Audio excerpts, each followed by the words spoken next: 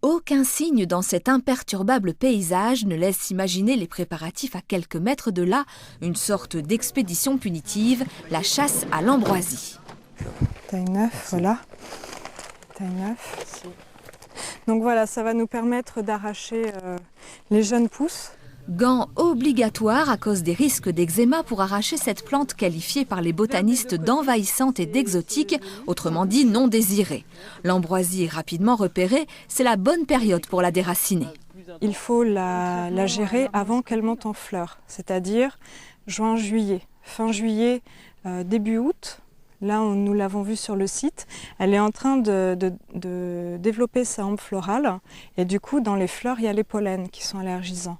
Donc, il faut intervenir avant qu'elles soient en pollen pour pas nous se retrouver en contact avec les pollens, sachant que 5 grains de pollen dans 1 mètre cube d'air suffit à déclencher une rhinite allergique.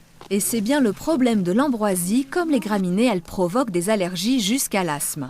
Pour éviter ces problèmes de santé, Amélie Baudin mène donc des campagnes d'information pour apprendre aux Creusois à reconnaître la plante.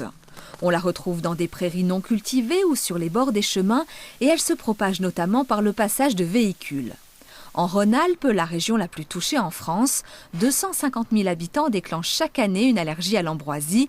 L'Agence régionale de la santé en Limousin veut éviter d'en arriver là. Ces actions elles vont faire l'objet d'un plan d'action qui va se mettre en place à partir de l'automne, avec éventuellement des aides financières qui pourront être développées, mobilisées pour justement lancer des actions d'information et de sensibilisation. À défaut de l'éradiquer, l'objectif est de freiner la progression de cette plante nocive. On est bien loin de l'ambroisie des dieux de l'Olympe, cette douce nourriture, 9 fois plus sucrée que le miel.